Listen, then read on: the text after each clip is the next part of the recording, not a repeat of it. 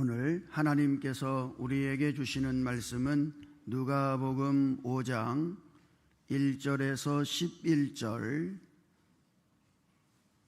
11절까지의 말씀입니다. 누가복음 5장 1절에서 11절까지의 말씀을 제가 봉독할 때에 함께 하나님의 음성을 들으실 수 있기를 바랍니다.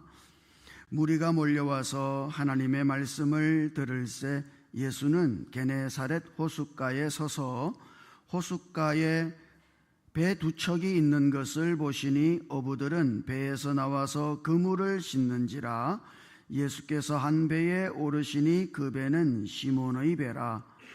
육지에서 조금 떼기를 청하시고 앉으사 배에서 무리를 가르치시더니 말씀을 마치시고 시몬에게 이르시되 깊은 데로 가서 그물을 내려 고기를 잡으라. 시몬이 대답하여 이르되 선생님, 우리들이 밤이 새도록 수고하였으되 잡은 것이 없지만은 말씀에 의지하여 내가 그물을 내리리이다 하고 그렇게 하니 고기를 잡은 것이 심히 많아 그물이 찢어지는지라. 이에 다른 배에 있는 동무들에게 손짓하여 와서 도와달라 하니 그들이 와서 두 배의 채움에 잠기게 되었더라. 시몬 베드로가 이를 보고 예수의 무릎 아래에 엎드려 이르되 주여, 나를 떠나소서, 나는 죄인이로소이다 하니 이는 자기 및 자기와 함께 있는 모든 사람이 고기 잡힌 것으로 말미암아 놀라고 세베대의 아들로서 시몬의 동업자인 야고보와 요한도 놀랐음이라. 예수께서 시몬에게 이르시되 무서워하지 말라. 이제후로는 네가 사람을 취하리라 하시니 그들이 배들을 육지에 대고 모든 것을 버려두고 예수를 따르니라. 아멘. 샬롬. 당신 없는 인생은 빈 그물이오니라고 하는 묵상집을 쓴 오혜령이라는 분이 있습니다. 이분이 수재예요. IQ가 178이니까 어마무시한 수재죠. 이분이 이제 미션 스쿨을 오랫동안 다녔기 때문에 기독교에 대해서는 모르는 것이 없을 정도로 너무나 잘 알고 있는 사람이었죠. 그러나 흔히 똑똑한 지성인들이 빠지는 함정이 있지 않습니까?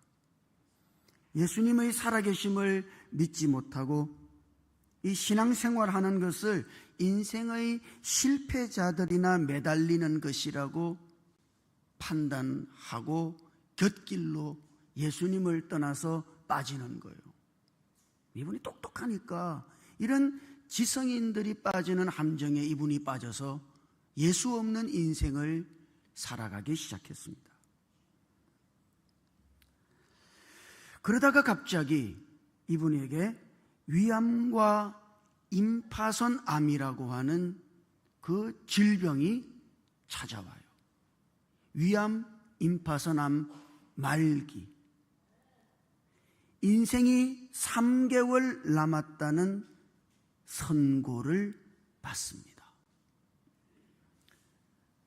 날마다 죽음을 기다리는 사람이 된 것이죠. 매일 달력의 숫자에다가 빨간색 색연필로 빗금을 쳐가면서 자기가 죽을 날이 다가오는 것을 지켜보고 있었습니다. 자, 그런데 예정된 죽음의 날짜를 며칠 지난 어느 날, 그때도 물만 먹어도 토하고 혈변을 보는 그런 고통이 계속되었습니다만, 그때 매주마다 꽃을 보내주는 사람이 있었는데 그날도 희망을 버리지 말라는 메모와 함께 백합 50송이를 묶어가지고 꽃을 보내줬어요. 그 꽃에다가 얼굴을 묻고 한참을 있었습니다. 그러다가 갑자기 정신이 몽롱해진 것이죠. 그때 어디선가 갑자기 그녀의 목덜미를 낚아채는 강한 손길을 느꼈어요. 그 순간 그는 바닥에 정신없이 내동댕이 쳐졌습니다. 직감적으로 예수님께서 나를 찾아오셨구나 하는 것을 느꼈어요. 그 바닥에 내동댕이 쳐진 채로 당신은 도대체 누구입니까? 왜 죽음의 한복판에까지 따라오시는 겁니까? 절규하듯이 그렇게 내뱉었어요. 그런데 이상하게도 그렇게 내뱉은 다음 그동안 주님을 나몰라라 하면서 살아온, 제멋대로 살아온 자신의 죄,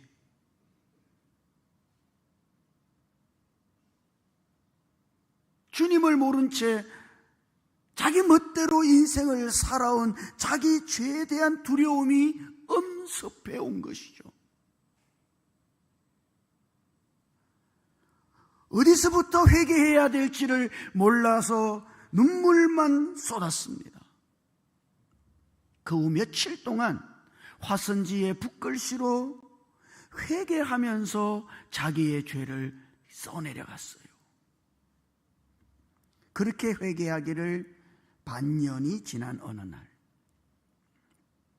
그날도 기도하고 찬양하면서 혼자 예배하고 있었는데 갑자기 온몸에 오한이 덮치는 겁니다. 직감적으로 이제 나 죽겠구나, 죽을 때가 됐나 보다, 그렇게 생각하고 너무 추우니까 이불을 끌어안았는데, 근데 놀랍게도 이불을 끌어안을 때 옆구리에 있던 그 임파선 종양, 그게 손으로 이전에는 만져졌었는데 임파선 종양이 만져지지 않는다는 것을 알았어요. 어깨에 복숭아 씨만큼 솟아올라 있던 몽울도 사라졌고, 복수가 차오른 그 배에 복수가 없이 배가 꺼져 있다는 사실을 발견하게 된 겁니다.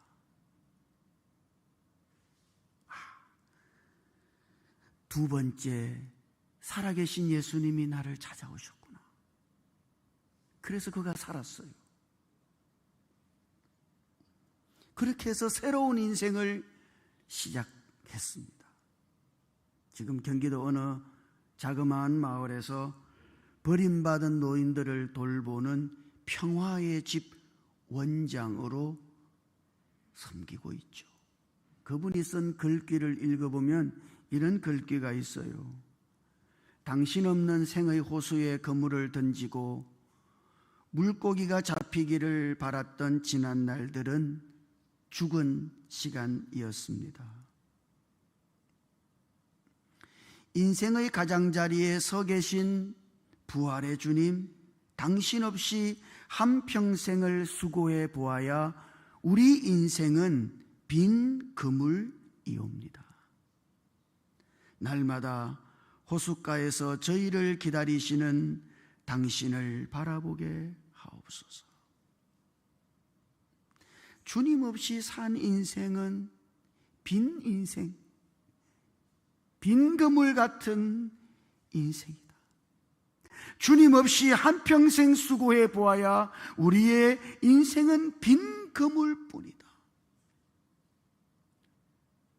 주님을 모시고 주님과 함께 주님의 은혜를 채우고 그렇게 인생을 살아야 한다. 예수님께서 베드로의 배에 오르셔서 고기를 잡게 하신 이 이적을 베푸신 말씀을 오늘 우리가 읽었습니다. 누가복음에만 의하면 이때 지금 예수님께서 베드로의 배에 오르셔서 고기를 잡게 하실 바로 이때, 이 당시 시몬 베드로는 예수님을 알고 있었던 것이 분명해요. 이미 예수님을 알고 있었어요. 왜냐 그러면 그 당시 예수님께서 갈릴리에서 사역을 하고 계셨죠. 그러니까 그 갈릴리 바닥에서는 예수님이 유명하다고요. 그 베드로가 예수님을 이미 알고 있어요. 더욱이 시몬 베드로의 집에 들어가셔서 예수님께서 그 열병을 앓고 있는 시몬 베드로의 장모를 고쳐주셨죠.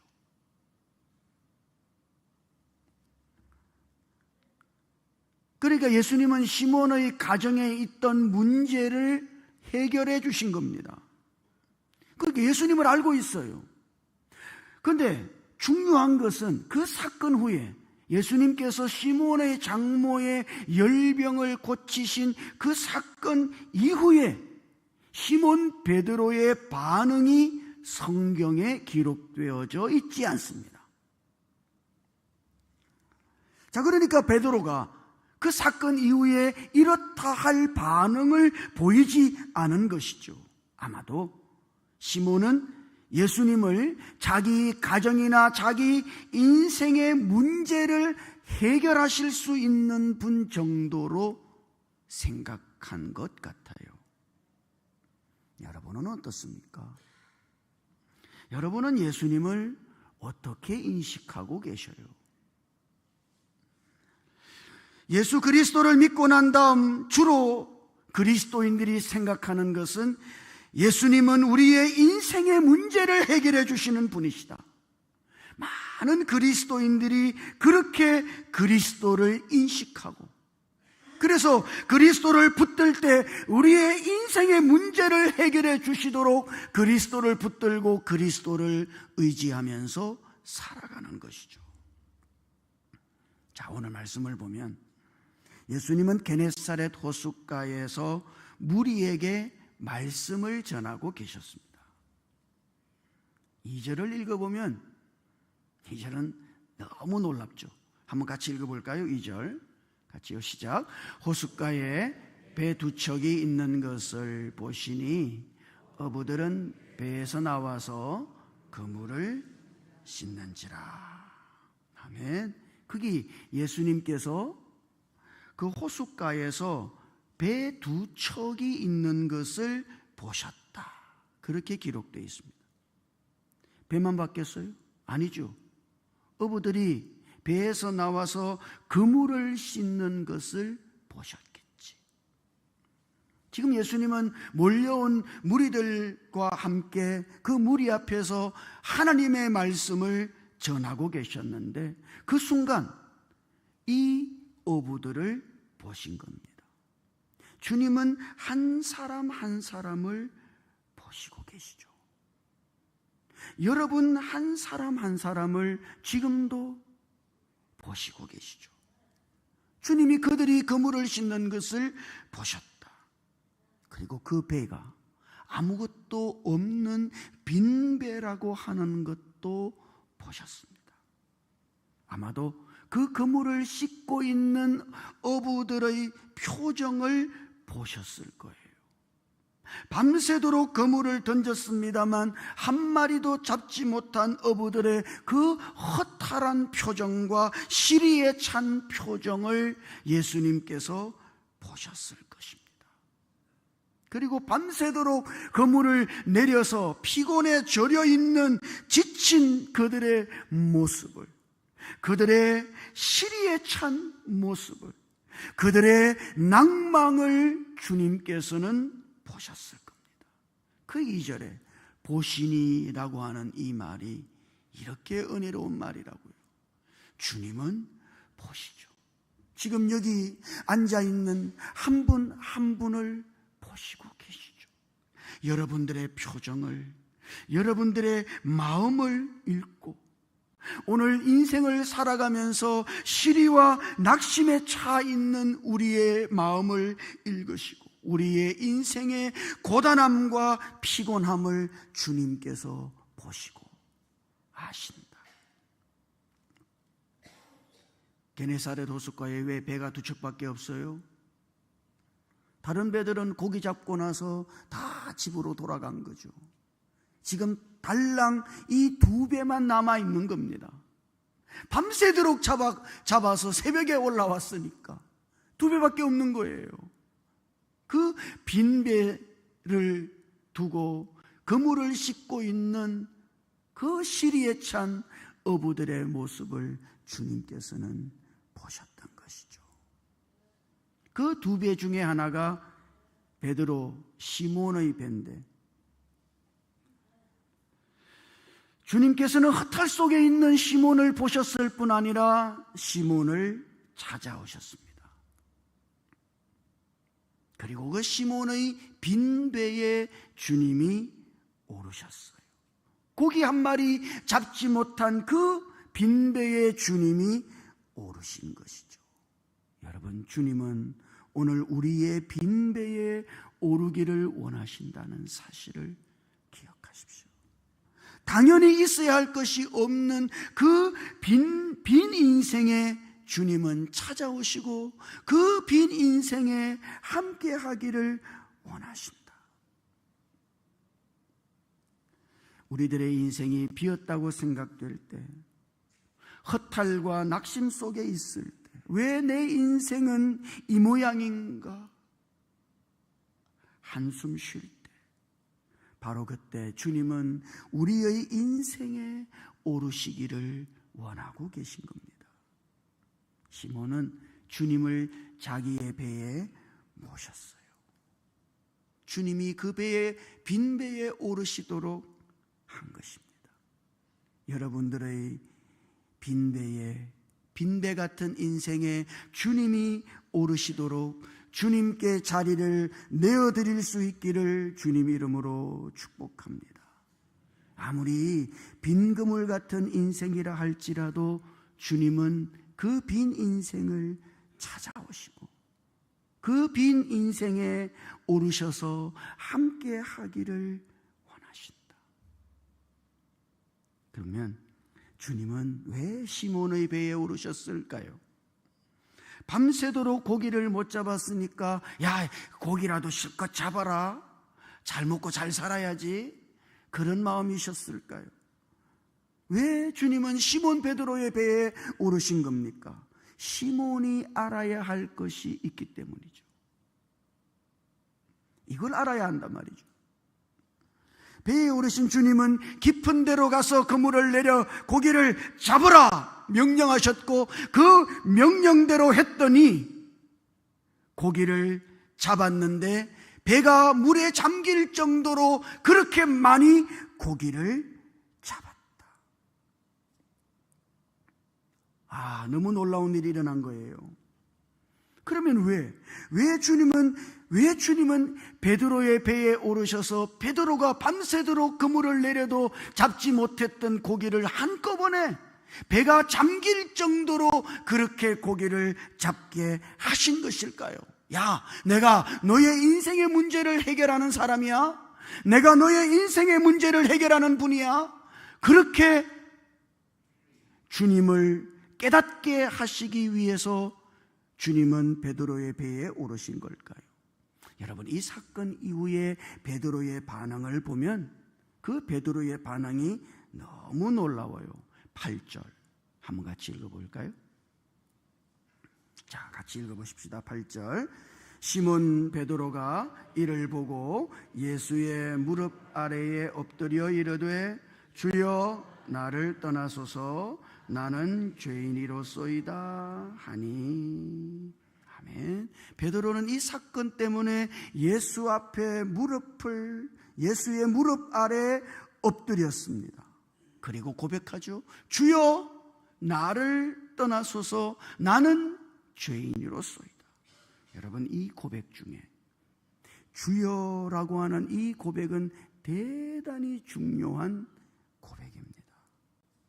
왜냐 그러면 여러분, 이 고백은 여러분들이 누가복음을 읽어보시면 누가복음에서 예수님을 향해서 주라고 부른 첫 번째 고백이에요. 베드로가 예수님을 향해서 주라고 부른 것이 첫 번째예요. 그러니까 여러분, 이 고백은 대단히 중요하죠. 주라고 하는 이 말은 지금까지 읽은 누가복음에 의하면 특별히 세례 요한의 탄생 기사를 읽으면서 거기 하나님을 향해서 언제나 주라고 고백하고 있는 것을 볼 수 있습니다. 구약 성경의 하나님 여호와, 그분을 가리켜서 주라고 표현하고 있는 것이죠. 그래서 하나님의 성소를 뭐라고 불러요? 누가복음에서는 주의 성소라고 부르는 겁니다. 하나님의 사자들을 뭐라고 불러요? 주의 사자라고 부르고 있는 거예요. 예수님께서 태어나실 때 그 아기 예수를 그리스도 주시니라, 주라고 부르고 있는 겁니다. 특히 예수님께서 부활하신 후에 엠마오로 내려가던 두 제자, 그 두 제자를 만났는데 그 제자들이 처음에는 예수 그리스도를 가리켜서 나사렛 예수시라 이렇게 불렀단 말이죠. 엠마오로 내려가면서 이 제자들이 예수를 가리켜서 나사렛 예수라 이렇게 불렀어요. 그런데 부활하신 예수 그리스도를 향하여 눈이 열린 다음 그 그리스도를 향해서 호퀴리오스, 바로 그 주님이시라고 부른 겁니다. 여러분, 이것이 누가복음의 흐름이에요. 지금 시몬 베드로가 예수님을 향하여 호퀴리오스, 당신은 바로 그 주님이십니다, 이렇게 부르고 있는 것이죠. 예수님을 단지 인생의 문제를 해결해 주시는 분으로서가 아니라, 그것은 구약 성경에도 보면 많은 선지자들이 사람들의 문제를 해결했었죠. 과부들도 먹이고 어떨 때는 죽은 아들도 살려내고, 구약 성경에 얼마나 많은 선지자들도 백성들의 삶의 문제를 해결했어요.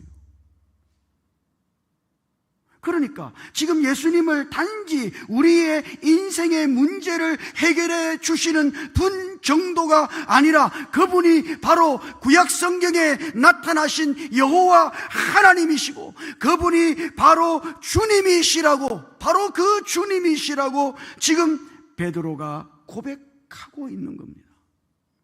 이것을 인식하는 것이 중요하다. 예수께서 내 모든 것의 주인이시다. 주님이 내 인생의 주인이시다. 내 인생에 대한 모든 권한과 결정권은 주님이신 예수께 있다. 예수 그리스도를 주시라, 이렇게 인식할 수 있어야 하는 겁니다. 이렇게 인식하도록 지금 예수님께서는 베드로의 배에 오르셔서 그의 빈 그물을 채우신 것이죠. 그래서 베드로가 예수를 향하여 주여, 이렇게 고백하는 겁니다. 이 누가복음을 기록한 누가가 기록한 또 다른 성경이 있죠. 그것은 사도행전입니다. 여러분, 이 사도행전의 메시지는 뭡니까? 부활하신 그리스도의 역사죠. 자, 그런데 사도행전에서는 예수께서 부활하신 후에 주와 그리스도가 되셨다고 증언합니다. 그러니까 부활이 예수께서 주와 그리스도이심을 증명한 사건인 것이죠. 그러므로 누구든지 부활하신 그리스도를 만날 때, 진짜 부활하신 그리스도를 만날 때 그분을 호퀴리오스, 바로 그 주님이시라고 고백하는 겁니다. 부활하신 예수 그리스도를 만난 사람들의 고백은 다 이래요. 그분이 바로 주님이시다. 부활하신 그리스도를 만난 도마의 고백을 기억하십니까?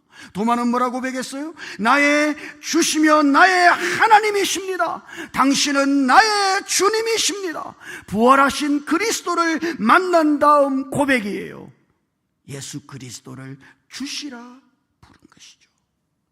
여러분, 부활하신 예수 그리스도를 만난 모든 사람들은 예수 그리스도를 주시라 고백합니다.